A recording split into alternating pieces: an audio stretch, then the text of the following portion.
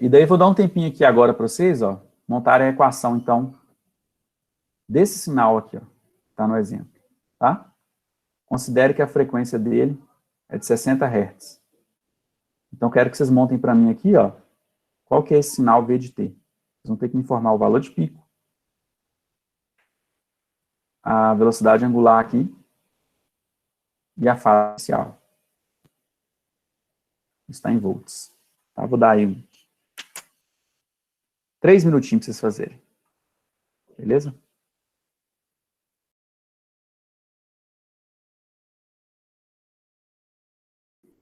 E aí, pessoal, conseguiram? Como é que ficaria isso aí? V de T. O valor de pico já está escancarado aqui para mim, né?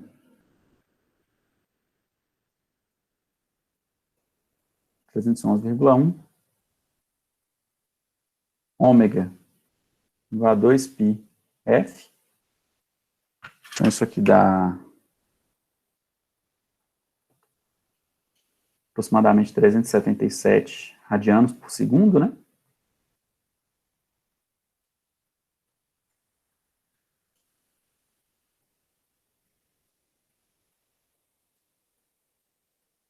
E o θ0 agora? Esse sinal está adiantado ou atrasado, né?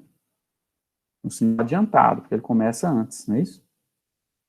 Tudo que uma senoide aqui, sem defasagem, senoide pura, fazia, né? Ou faria, esse sinal aí está fazendo tudo antes. Né? De quanto? Aí vamos ver como é que está aqui, ó. Eu tenho aqui meu 90 graus dividido em 3 partes. Ele está fazendo isso aqui. Então, adiantado de π sobre 6 volts. Dúvida, gente? Tá? Esse 311,1 vem de onde, né? Já dei de graça para vocês aqui, né? Olha lá, minha fonte de tensão é 220 volts RMS. Então, o valor de pico é igual a raiz de 2 vezes 220. O valor de pico é 311,1 volts.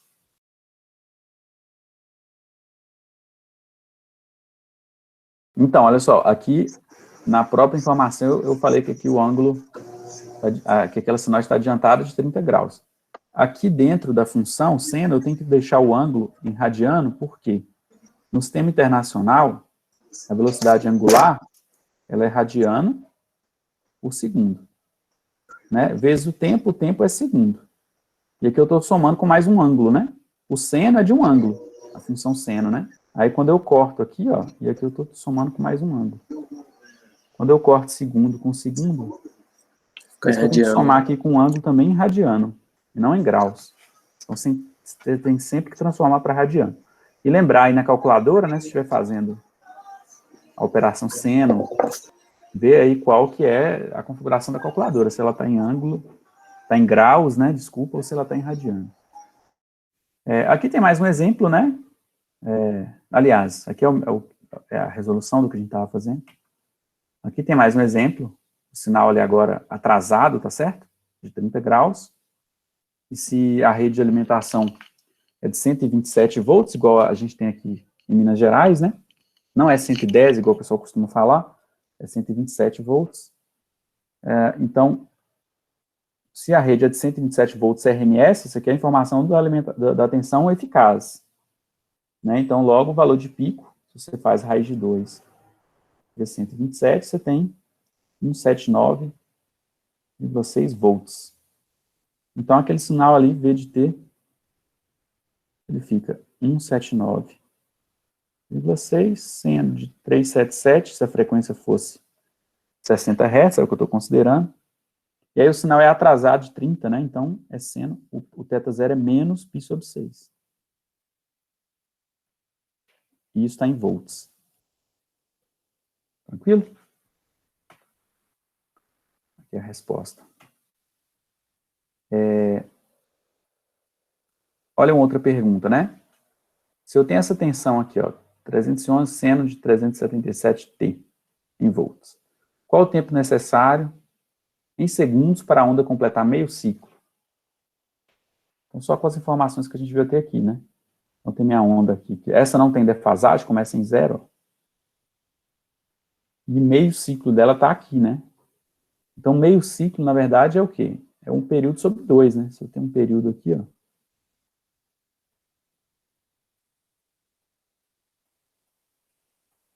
Então, quanto que é um período sobre 2? Eu tenho que saber qual é a frequência. E a informação que eu tenho é o ômega, né? Ômega é igual a 377 radiano por segundo. Ômega é igual a 2πf. Então, logo eu acho F, né? Eu acho a frequência. 377 dividido por 2π, vocês vão achar os 60 Hz. Então, o período é 1 sobre F. 1 sobre 60. Dá 16,7 milissegundos.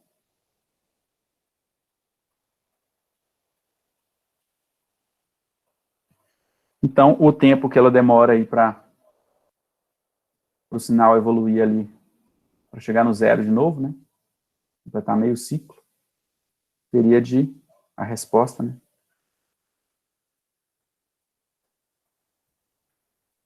8,33 milissegundos. Beleza?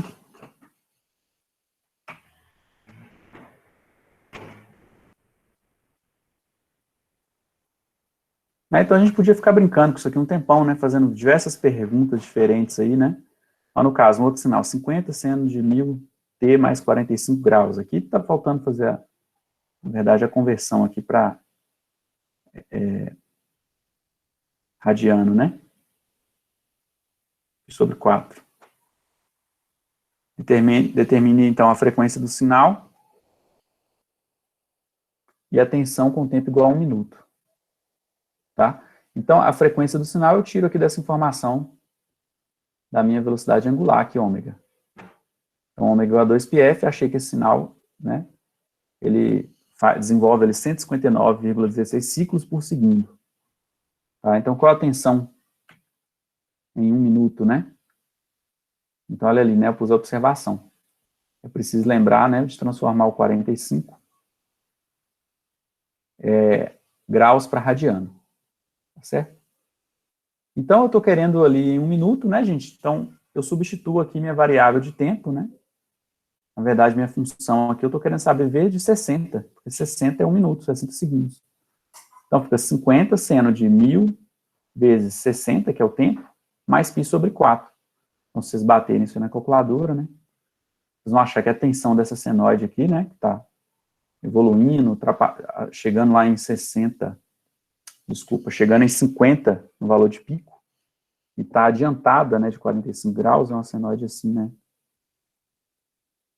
Mais ou menos assim, né?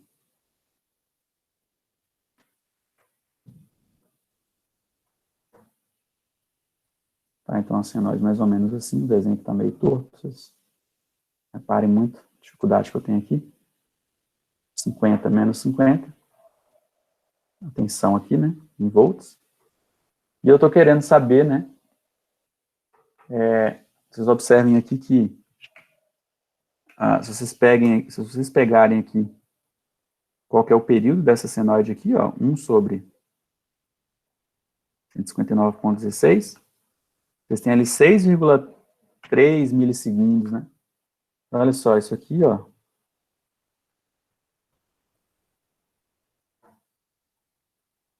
6,3 milissegundos, né?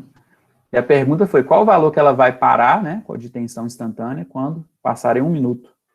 Então, você joga na função o T igual a 60. Então, ele vai estar em 23,65 volts. Beleza? E agora, pessoal, a última etapa aqui da aula, né, para a gente finalizar essa parte de sinais senoidais, é como que eu represento sinal senoidal lá com o número complexo? Tá? E aí tem uma atividade para vocês fazerem. Então, como é que eu chego aí nessa relação, né, que esse sinal senoidal tem com o número complexo? Tá? A gente chega nessa relação de forma mais fácil, apresentando aqui o diagrama fasorial, que é uma outra forma de representar um sinal senoidal. Tá? Como é que como é que eu uso, como é que eu monto aqui meu diagrama fasorial, tá? Primeiro, assim, a importância do diagrama fasorial, né? É uma representação usada quando eu preciso ali num único desenho, né? Ela facilita a representação ali num único desenho de vários sinais senoidais, tá? Porque ela é um retrato ali do instante inicial ou de qualquer instante no tempo, né? De como que aqueles sinais se relacionam. Então, você vai conseguir verificar a defasagem entre aqueles sinais e qual que seria a amplitude daqueles sinais naquele instante, tá? Geralmente aqui na nossa parte inicial da matéria, eu vou estar representando aqui esse meu sinal no instante t igual a zero. Então, como que eu faço essa representação, né? Minha fase inicial, eu vou tomar aqui também como referência. Aqui está um exemplo do diagrama fasorial, né? Eu vou traçar aqui um eixo na vertical. Aqui eu vou colocar as unidades que eu vou estar representando, as grandezas que eu vou estar representando com unidade. Unidade não, desculpa. Eu vou colocar as grandezas que eu estou representando no meu diagrama fasorial, tá? Esse eixo aqui na horizontal é apenas uma referência. Esse traço na horizontal é apenas uma referência, ele não é um eixo, tá? Vocês estão vendo que não tem a setinha aqui para um lado e para o outro. É apenas uma referência do meu sinal. Eu vou adotar o sentido anti-horário como positivo, do giro angular, e esse sinal ele vai girar, né? A partir do instante aqui que eu estou retratando ele vai girar esse vetor aqui, ó, esse vetor VP, ele vai girar em torno do ponto zero, né? Por isso que a gente fala que esse vetor é um fasor. Ele vai girar com a velocidade angular ômega, tá? Então, o que está acontecendo aqui? Meu sinal V, eu estou representando ele. Ele tem tamanho VP, tá vendo? E ele tem fase inicial θ zero, tá? A partir desse instante, aqui vocês corrijam, por favor. Eu vou corrigir lá no slide, aqui é V, tá? Então, aqui é meu número V, ó. Meu sinal V. Ali está meu sinal V, que tem um módulo VP. Na verdade, aqui o tamanho, né, desse meu fasor é VP, é o valor de pico. E aqui a fase inicial dele é θ zero. E esse fasor aqui ele vai começar a girar a partir desse instante que eu estou representando ele. Então, dessa forma de representar, se eu tivesse um outro sinal aqui com ângulo zero, ó, de amplitude diferente, tá vendo que fica fácil de eu desenhar? Se tivesse com um outro sinal aqui maior, com ângulo inicial maior do que 90 graus, eu poderia, né, desenhar ele aqui, ó. De forma, né, fácil, se ele tivesse atrasado, tivesse sinal atrasado aqui, ó. Eu posso desenhar quantas senoides quantos sinais eu quiser aqui, de forma que não polua tanto o gráfico. Se vocês tentarem desenhar esse tanto sinal aqui na forma senoidal, vai ficar uma coisa bem difícil de ser entendida, né? Tá certo? Essa mensagem que eu queria passar para vocês aqui na questão da vantagem do uso, né? Mais de 2, 3 aqui já fica bem complicado. Ao passo que aqui nessa representação você já entende muito bem aqui a relação de diferença de fase entre os sinais, né? E por aí vai. E o que é que isso aqui tem a ver lá com o número complexo, né? Essa representação aqui, se vocês olharem, ela se assemelha muito àquela representação polar que a gente viu lá no número complexo. Por quê? Vocês estão vendo que eu estou retratando aqui exatamente o tamanho desse fasor e o ângulo inicial, tá? Esse VP aqui, gente, é do sinal senoidal, tá? Ó. Eu tenho um sinal senoidal V de T, que tem VP seno. A função é seno. A velocidade angular é ômega, é constante. O tempo, né, vai decorrer esse tempo, a variável em função do tempo. Então, minhas características aqui para um tempo igual a zero, para esse meu sinal, né? Quais são as características principais dele? O valor de pico, a amplitude do sinal e a fase inicial. Então, nesse diagrama fasorial aqui, eu consigo representar esse sinal com essa fase inicial θ zero, que está aqui, e com o meu valor de pico, né, que seria o tamanho do fasor, tá? Então, isso tem tudo a ver lá com a forma polar, né? Eu conseguiria, então, passar facilmente minha representação aqui do sinal senoidal dessa forma polar aqui, né? Então, V ponto seria valor de pico θ zero. Tranquilo? Só que lá na forma polar a gente representa o ângulo em graus, né?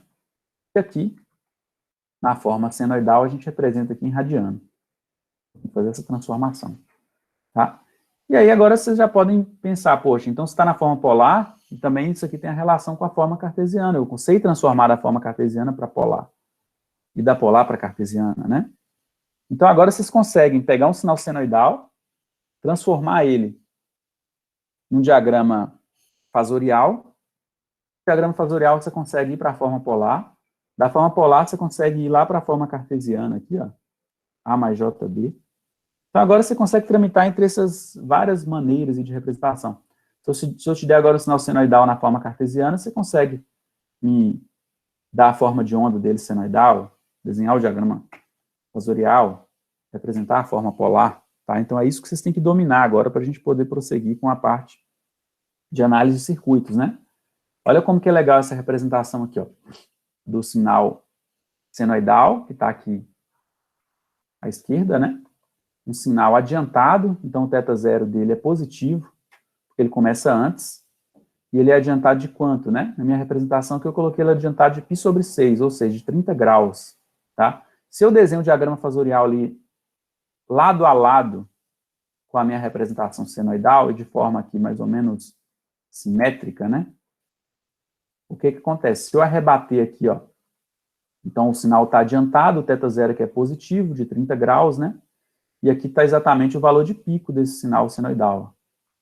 Então, se eu desenho eles lado a lado, né, e se eu arrebater esse ponto aqui, ó, lá no sinal senoidal, é exatamente onde ele cruza aqui, ó, o eixo das ordenadas. Tá? Então, tem essa relação. E é o que vocês têm que imaginar agora. A partir do instante de t igual a zero, esse sinal aqui, ó, esse fasor, ele começa a girar aqui no sentido anti-horário. Ele começa a girar. À medida que ele começa a girar aqui, né, essa senoide minha aqui começa a evoluir. Tá? Para ficar mais claro, eu pus uma animação aqui. Ó.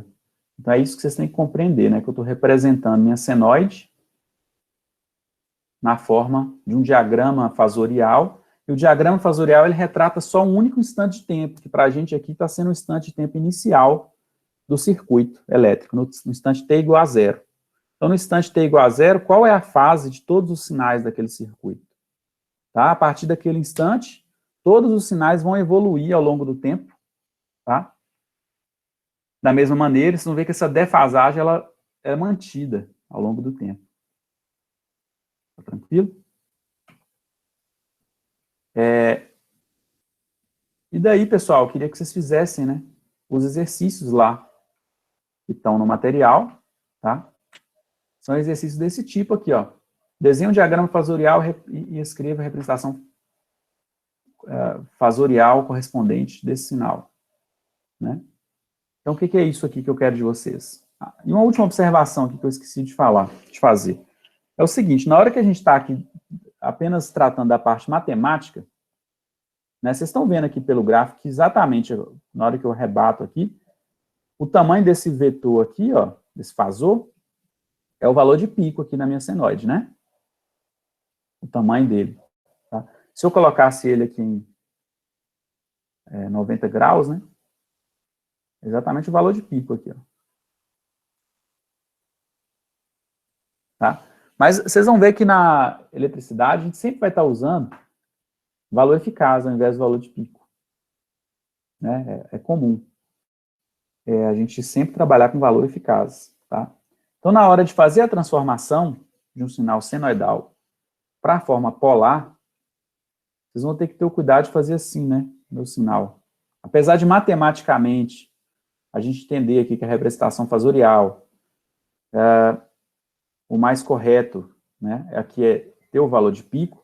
Em termos práticos aqui para a parte de engenharia elétrica, né? De corrente alternada, para a parte de circuito, a gente vai estar representando nossos sinais na forma polar e cartesiana sempre com valor eficaz. Então, a gente acaba também fazendo essa observação, né, de que o nosso diagrama fasorial, a gente também, ao invés de pôr o valor de pico aqui no tamanho do fasor, a gente vai estar trabalhando sempre com valor eficaz. É como se eu tivesse, então, o meu diagrama fasorial 70% menor aqui, né? 70% menor do que esse diagrama que eu estou representando para vocês aqui, ó. Tá? Por quê? Eu vou estar representando aqui, ó, o V eficaz. Tá bom? Então, na hora de fazer a transformação, o que isso implica? O que vem aqui, ó? Valor de pico. Eu tenho que descobrir o valor eficaz. Então, se é 10, qual é o valor eficaz? É 10 dividido por raiz de 2, né? Vai dar 7,07, né? Então, o valor eficaz é 7,07. Tá? Se aqui for volts, né?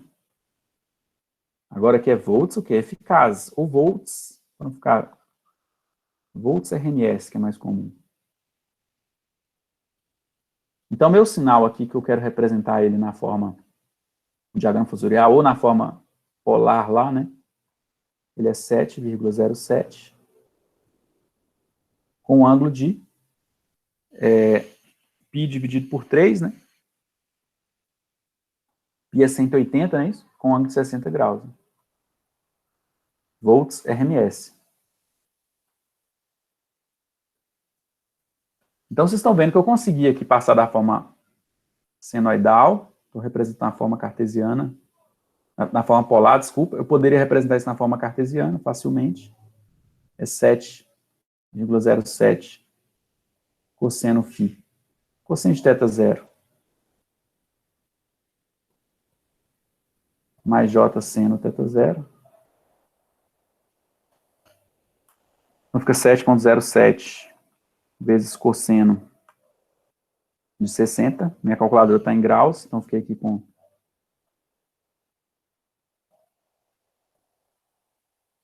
3,54 mais j 6,12. Então, eu representei meu mesmo sinal aqui agora na forma cartesiana, tá? E eu poderia vir cá e desenhar esse sinal aqui no diagrama fasorial, ó, o sinal V de T, né? Ele tem ali 60 graus, 30, 60.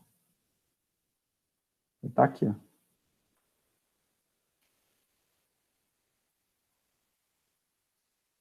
Né, tem 60 graus, e aquele tamanho dele ali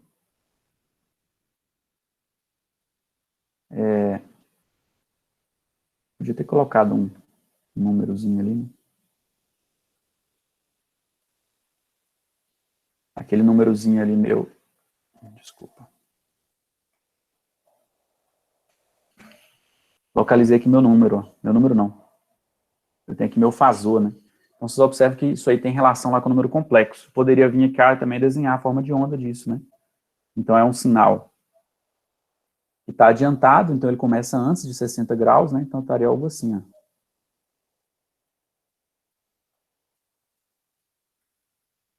Então, eu poderia vir cá, né, caprichar mais, colocar aqui o valor de pico dele de 10, ó. Ao V de T. O valor de pico é de 10. Poderia até identificar aí o θ zero, né? Então é isso, gente. Vocês vão ter que tramitar aqui entre várias formas de representação matemática. Por quê, né? Resumindo, então. Por quê? Esse aqui é a forma gráfica do sinal, a forma que você vai enxergar lá no osciloscópio, né? Um sinal realmente evoluindo aqui ao longo do tempo, um sinal senoidal. Né? Então, você precisa saber representar ele tanto aqui graficamente. Graficamente, você tem que ser capaz de extrair as propriedades desse sinal para você representar a função matemática aqui dessa senoide. Né? O valor de pico, seno de ômega t, mais θ zero. Temos que saber tudo que significa aqui nessa função. O tempo inteiro a gente vai usar isso. Tá? Então, essa é a função mesmo, matemática da nossos sinais de tensão, de corrente. Agora, eu preciso usar outros artifícios matemáticos aqui. Eu tenho que saber representar esse sinal na forma polar, por exemplo, porque na hora de aplicar a lei de Ohm, eu não tenho que fazer uma multiplicação ou uma divisão. A gente viu na aula passada que multiplicação e divisão é mais fácil de fazer na forma polar. Tá? Eu também não vou ter que fazer uma soma, uma subtração na hora que eu na hora que eu for aplicar a lei de Kirchhoff. Então, é favorável representar esse sinal na forma cartesiana aqui, né? Em volts RMS. Na hora que eu precisar fazer uma soma entre dois sinais de corrente, entre dois sinais de tensão ou mais, né, ou uma subtração, vai facilitar a minha vida se eu transformar essa senoide aqui num valor aqui na forma cartesiana, forma complexa cartesiana. E o diagrama fasorial é muito útil na hora que eu preciso, no mesmo desenho, visualizar a relação entre vários sinais senoidais, né? Se eu fizesse na forma de onda ao longo do tempo, ficaria muito poluído minha representação. Ao passo que no diagrama fasorial, como eu tiro um retrato só do instante inicial, isso aí fica muito mais fácil, tá? Então, essa aqui é a finalidade de a gente ter essas várias formas aqui, várias ferramentas matemáticas, né, para estar tratando sinais senoidais, que é o que a gente vai ver daqui para frente. Tá? Então, aqui alguns exemplos, né, um sinal ali, diagrama fasorial de um sinal 10, considerando que aqui ficou um pouquinho confuso, né, com o que eu estava dizendo. Da forma que está aqui, ó, o 10 aqui é o valor de pico, certo? Tá? Mas só que como que a gente vai estar representando isso na eletricidade? Então, aqui, se fosse unidade de volt, ó, vou deixar claro, aqui seria volts e volts, porque esse 10 é valor de pico. Mas eu posso representar isso assim também, ó, isso que eu quero dizer. Ó. Volts RMS. E essa aqui vai ser a forma preferível para a gente, tá? A gente vai estar sempre trabalhando com tensão RMS.